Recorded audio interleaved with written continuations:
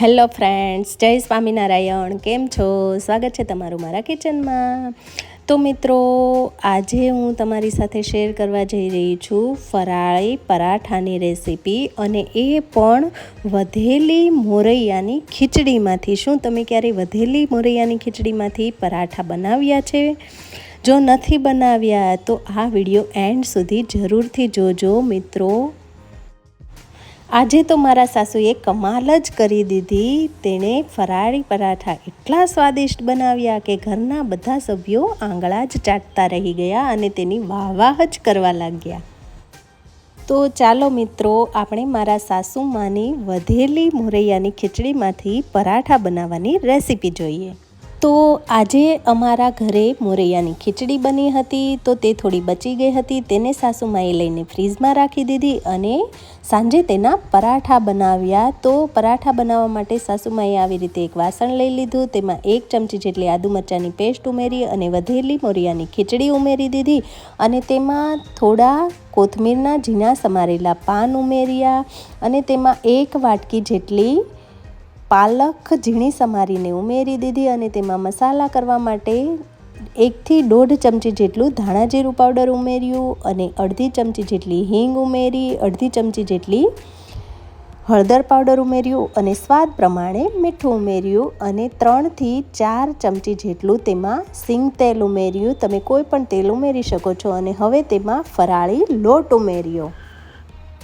તો તમે જે વિડીયોમાં જોઈ રહ્યા છો તે ફરાળી લોટનો અહીંયા સાસુમાએ ઉપયોગ કર્યો છે. તો આવી રીતે થોડો લોટ ઉમેરતા જઈને સાસુમાએ સરસ એવો કઠણ લોટ બાંધી લીધેલો છે. ફરાળી લોટ આપણે એકસાથે બધો નથી ઉમેરવાનો, સાસુમાએ થોડો જ ઉમેર્યો છે, અને તેનો આવી રીતે સરસ એવો લોટ બાંધી લીધેલો છે. તો હવે તેલવાળો હાથ કરીને સરસ એવો લોટને આવી રીતે કૂણવી લીધેલો છે. તમે જોઈ રહ્યા છો વિડીયોમાં, જે રીતે વિડીયોમાં જોઈ રહ્યા છો તેવી જ રીતે આપણે આ લોટને બાંધીને રેડી કરી લેવાનો છે.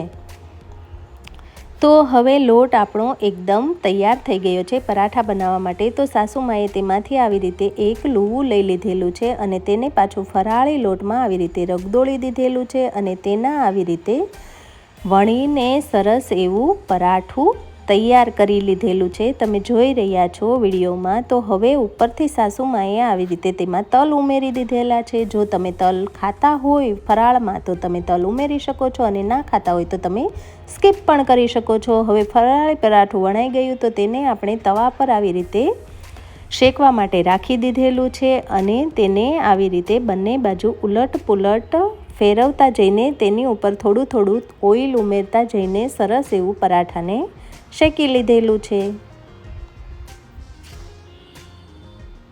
તો તમે જોઈ શકો છો બંને બાજુ શેકાઈને આપણું પરાઠું એકદમ સરસ એવું બનીને તૈયાર થઈ ગયું છે. તો તેવી જ રીતે સાસુમાએ બીજા પરાઠાને પણ વણી લીધેલું છે, અને તેને પણ આવી રીતે બંને બાજુ ઉલટ પુલટ કરતા જઈને તેને પણ સરસ એવું શેકીને તૈયાર કરી લીધેલું છે. તો તૈયાર છે આપણા ટેસ્ટી સ્વાદિષ્ટ એવા વધેલી મોરૈયાની ખીચડીમાંથી બનતા ફરાળી પરાઠા. તો મિત્રો, એકવાર મારા સાસુમાની આ રેસીપી ચોક્કસથી ટ્રાય કરજો. ઘરમાં બધાને બહુ જ મજા આવશે. મારા ઘરમાં તો બધા આંગળા ચાટતા જ રહી ગયા, અને એટલી બધાને આ ફરાળી પરાઠા ખાવાની મજા આવી. તો મિત્રો, એકવાર ચોક્કસથી આ ફરાળી પરાઠા જરૂરથી ટ્રાય કરજો. અને હા મિત્રો, આ પરાઠામાં આપણે જેટલો લોટ ઉમેરીએ તેના પ્રમાણમાં જ મસાલા ઉમેરવાના છે, કેમ કે ખીચડીમાં ઓલરેડી મસાલા હોય છે.